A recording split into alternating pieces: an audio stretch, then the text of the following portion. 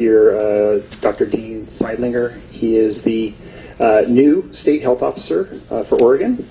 And we have Dr. Jennifer Vines, who is the new Multnomah County health officer. So, not quite yet. In early 2020. I'm sorry. Still deputy. Okay, got it. Thank you for that clarification.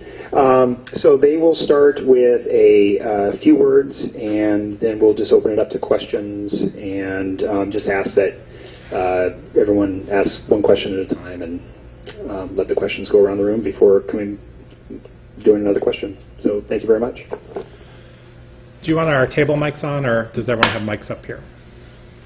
I think we pretty much all have mics up there. But yeah. Do we need it for the live stream? No? Okay. So thank you, everybody, for coming. Again, my name is Dean Seidlinger. I'm the state health officer in Oregon. Unfortunately, we're here to announce the tragic death of a second Oregonian from severe respiratory injury associated with vaping. This individual was one of the 5 cases we previously reported, so this brings our total death count to 2, and our thoughts go out to this individual's family and friends. We continue to work with our local public health partners, our healthcare providers across the state, as well as with our federal colleagues at the Centers for Disease Control and Prevention and the FDA, the Food and Drug Administration, on identifying a cause for this illness. The 5 individuals in Oregon were all adults. They all reported vaping a cannabis product, and they were all hospitalized, again, with the tragic death of 2 of them. This follows along with national trends where we've seen over 800 cases of severe respiratory injury associated with vaping, and 12 deaths nationally that were reported today. This does not include the additional death we're reporting today, which will be in next week's updated national count. So what we're here to do today is to urge individuals to stop vaping. The safety of this product has been in question for a long time. We know that this product is not safe, and we've seen health effects from this product. But with these acute respiratory injuries and deaths, we do urge all individuals to stop vaping, whether that's nicotine-based products, cannabis products, or other products. And people who haven't vaped shouldn't start. Switching to a combustible product like a cigarette is not a safe alternative.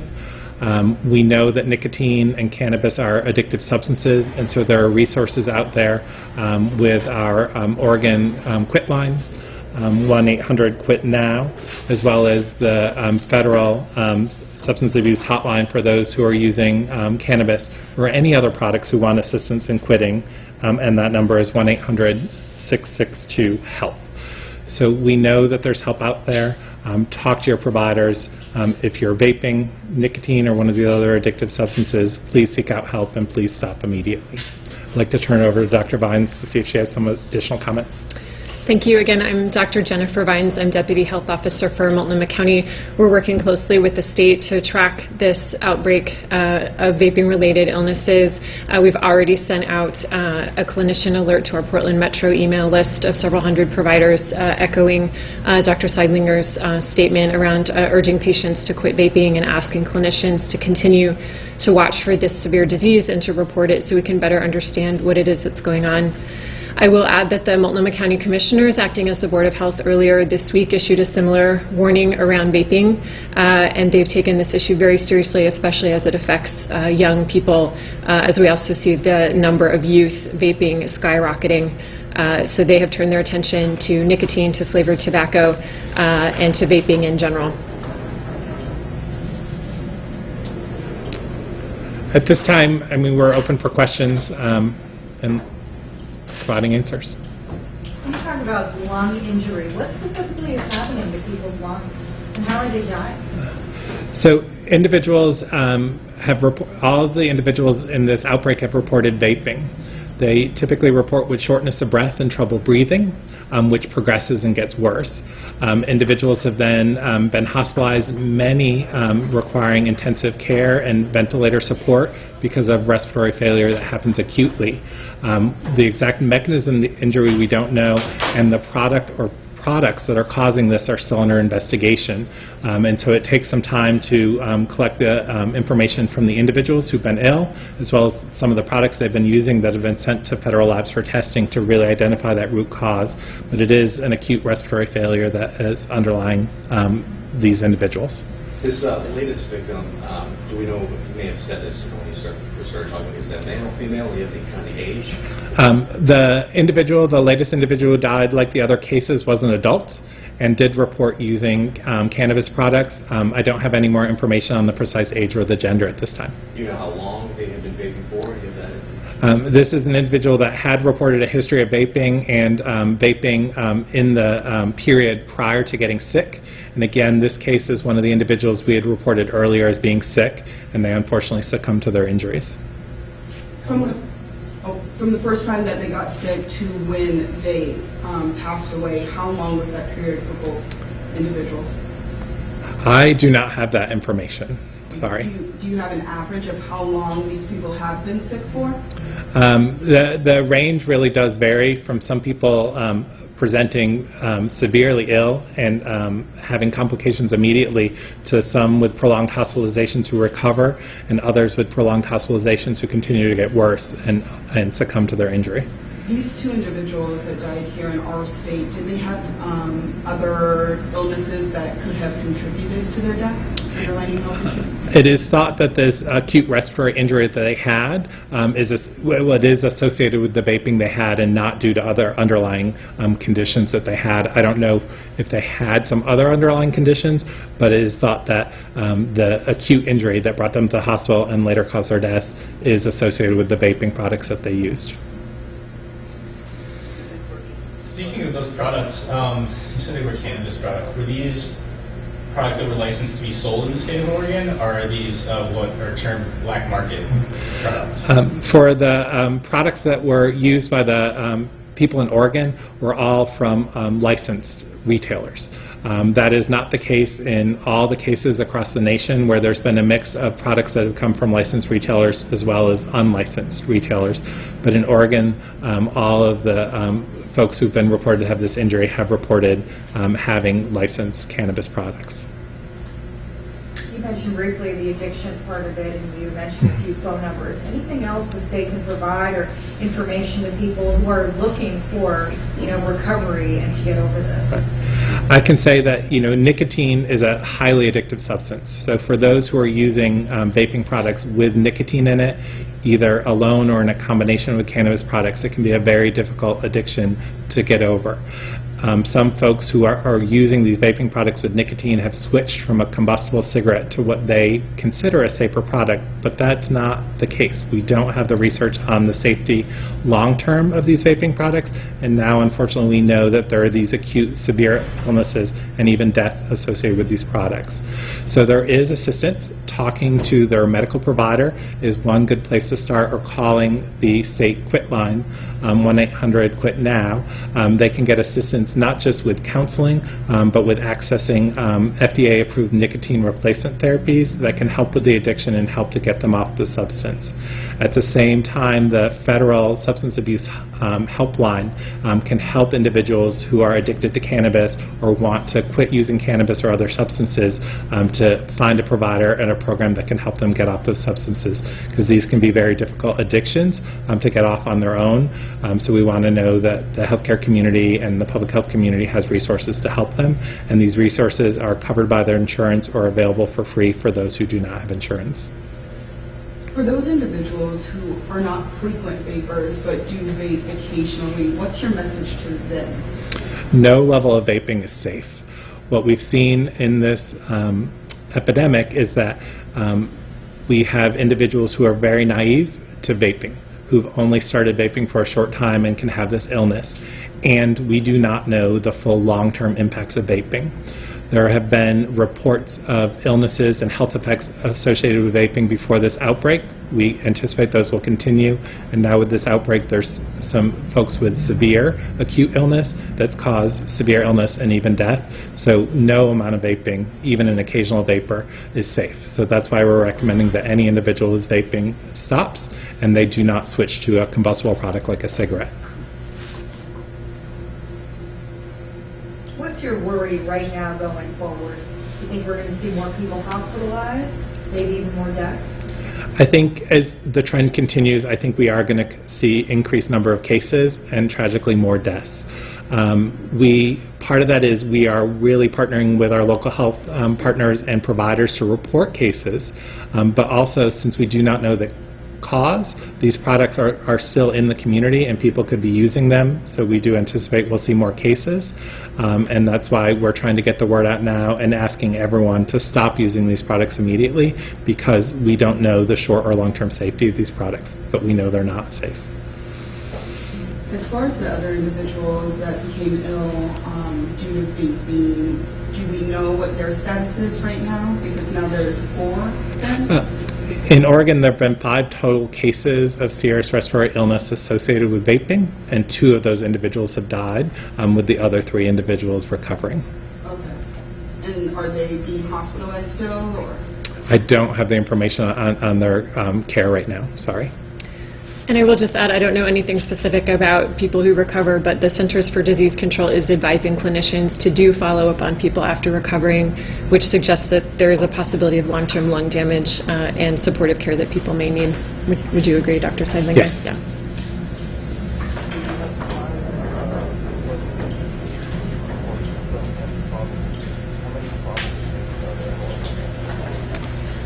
So we have a question on the phone, but someone's going to have to help us hear it. Yeah, I can't. Because I couldn't hear it, so maybe It's really Jonathan muffled. can help us. We have a question on the phone, but I can't hear it.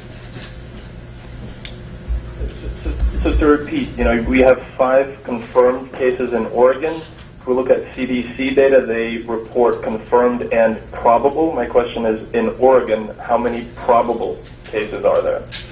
We're not reporting our probable cases, just the confirmed cases, and that remains at 5 in Oregon.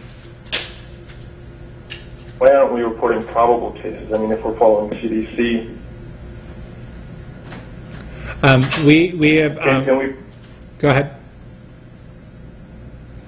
Well, I'm asking you to please to report the probable cases as well. Yeah, I don't have the number of probable cases that we're working with our partners on. We're choosing to focus on the folks who we've done our investigation and determined that they meet the case definition for this, and report those confirmed cases to the broader community and to the CDC as well.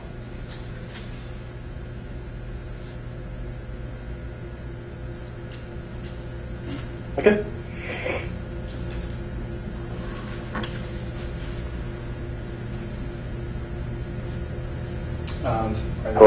Are there any additional questions or? Another question on the phone? Yeah, can you hear me? It's Christian Diesel at the Lund Report. Yes. Oh, you can hear? Okay, is Oregon going to consider banning vaping products?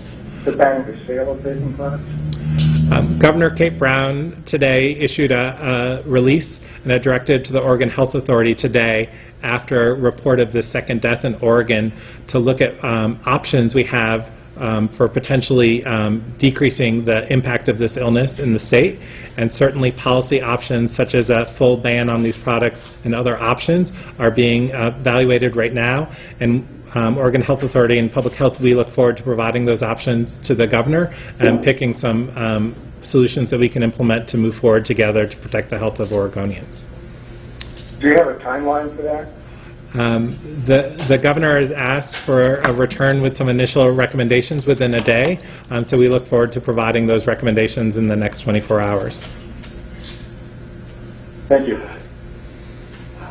Hi, this is Fedor Zarhan with the Oregonian again. I wanted to ask, how many retail stores are now associated with illnesses? I don't have the particular stores that are associated with these illnesses, just that all of these individuals reporting using cannabis products that were all obtained from licensed retailers.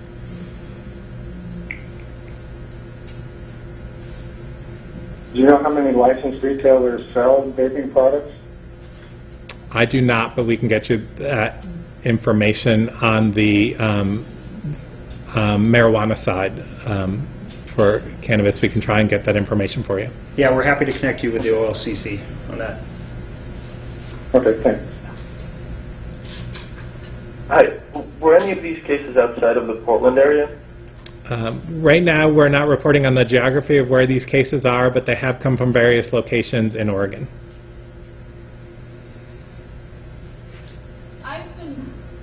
We've been traveling here, and I've been following along online the best that I can, so I hope I'm not repeating any questions that have been answered, but just a little bit more on the person who just died. When were they first hospitalized, and how long were they hospitalized before they passed away? I don't have the precise dates, but this is the individual who passed away, who we're reporting passed away today, has been one of the previously reported cases and has been sick over several weeks in the hospital and succumbed to her illness recently, and we're reporting that death today. So this is an individual who's been sick for several weeks. And a woman? I don't know the gender, sorry. Oh, okay. So you just referred to her as her. Yeah. So I'm sorry, I don't know the gender of this individual, so if I did that, I apologize for that mistake. Did this individual... when did this person die? The death was reported to us today. Did this person have a history? Does that mean the person died this week? Fedor, could you hang on a sec? We have a question from the audience. Go ahead. Oh, sorry, I didn't hear that. I was just going to ask, did this person who died today have a history of lung-related illnesses, or these? I mean, are there other factors in this? This is an individual who presented initially with acute respiratory distress and injury following vaping without another cause for that. So that's how they were classified as a case with this outbreak, because another cause was not identified by the healthcare providers who are working this person up. Go ahead, Fedor. Oh, no, I'm good, thank you. Okay.